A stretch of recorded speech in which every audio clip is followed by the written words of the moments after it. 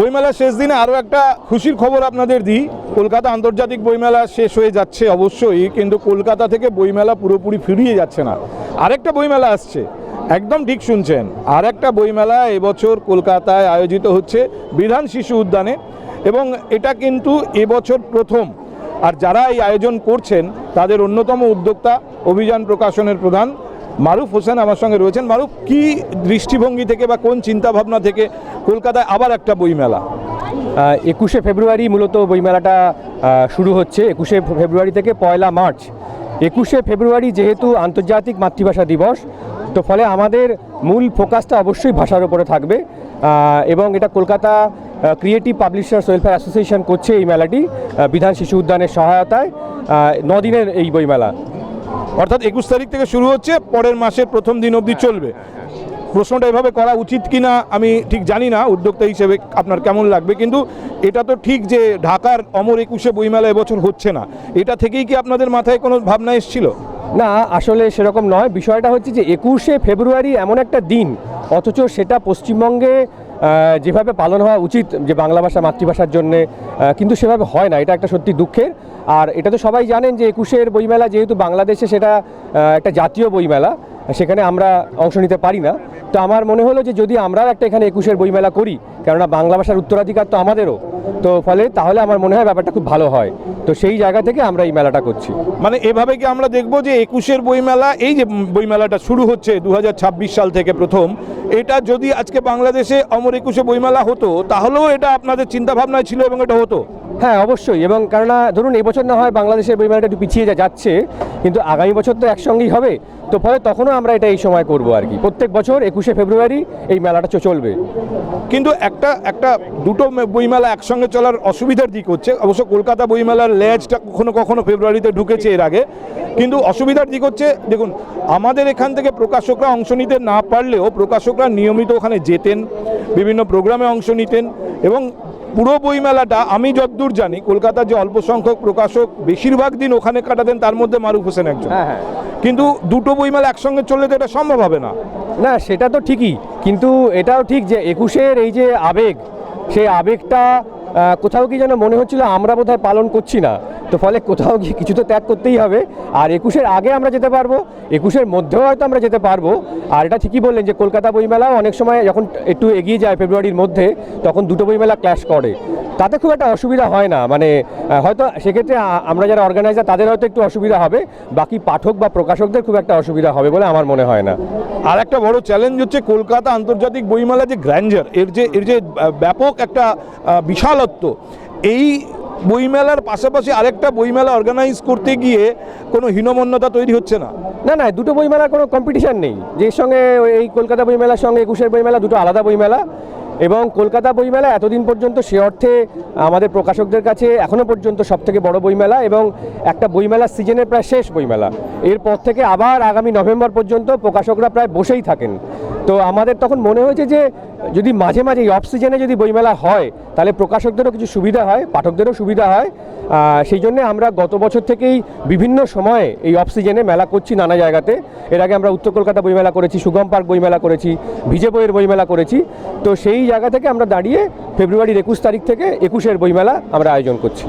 মেলার মাঠে একটু আগে আমি কথা বলছিলাম পাবলিশার্স অ্যান্ড বুক সেলার্স গিল্ডের যিনি সভাপতি সুধাংশু বাবুর সঙ্গে, এবং তার কাছে জানছিলাম যে এবছর এই বইমেলা কীরকম কাটলো, কতটা সফল বলে তারা মনে করছেন। তারা তো অবশ্যই এটাকে সফল বলছেন, কিন্তু একজন প্রকাশক হিসেবে মারুফ, আপনার কাছে আমি জানতে চাইছি এবছরের বইমেলাকে আপনি কতটা পয়েন্ট দিচ্ছেন? এবছরের বইমেলায় কিন্তু মানুষ আমার ধারণা অনেক বেশি এসছেন, কারণ হাওড়ার সঙ্গে আমাদের বইমেলা মেট্রো রেলে যুক্ত হয়ে গেছে। তো বিক্রিও বেড়েছে, সবারই বিক্রি বেড়েছে। আমি অন্তত যাদের সঙ্গে কথা বললাম বেশিরভাগেরই বিক্রি বেড়েছে। এবারে দেখুন, কারোর ক্ষেত্রে তো বিক্রি কম হতেও পারে, সেটা তো বিজনেসের একটা থাকবেই কম বেশি, সেটা ঠিক আছে, কিন্তু আলটিমেট ওভারঅল আমার মনে হয় বিক্রি বেড়েছে, মানুষ বেশি এসেছে। আর কলকাতা বইমেলা আমাদের রক্তের মধ্যে মিশে গেছে, আমাদের আবেগের মধ্যে মিশে গেছে। ফলে কলকাতা বইমেলার একটা কি বলবো, মানে যদি কোনো কারণে বন্ধ হয় তাহলে সেটা আমাদের জন্য মানে মহা ক্ষতি। হয়তো কলকাতার প্রকাশকরা অনেকেই বন্ধ হয়ে যাবে। ফলে কলকাতা বইমেলা মানে আমাদের সবার বইমেলা, এবং এবারেও বইমেলাটা দুর্দান্ত হয়েছে। আপনাদের হিসেব অনুযায়ী সব থেকে বেশি লোক কোন দিন এসেছিল? অনেকগুলো ছুটির দিন ছিল মাঝখানে। আমার ধারণা এটা সবথেকে ভালো গিল্ডের যারা কর্তা ব্যক্তি তারাই বলতে পারবে। গিল্ডকে আমি প্রশ্নটা করেছিলাম, গিল্ডের একটা হিসেব ওরা 9টার পরে দেবেন, কিন্তু আমি প্রকাশক হিসেবে আপনার কাছে জানতে চাই। আমার ধারণা গত রোববারে সবথেকে বেশি মানুষ এসেছিল। আমি অন্তত চারিদিকের যা মানুষের ভিড়ের ঢল দেখেছি, আমাদের স্টল সহ আমাদের আশপাশের বন্ধুবান্ধবদের স্টল গত রবিবারে মানে শেষ রোববার যেটা বলা হয়, সত্যি সত্যি সেটা মানে অসম্ভব মানুষ, এত মানুষ ভাবা যায় না, এত মানুষ এসছেন। এবং বাংলা বইয়ের জন্য মূলত, কারণ এখানে ইংরেজি বই পাওয়া যায় বটে, কিন্তু মূলত তো বাংলা বইয়ের স্টলই বেশি। তো বাঙালি যে বাংলা বইয়ের প্রতি এখনও বিমুখ নন সেটা কিন্তু এর থেকে বুঝতে পারা যায়।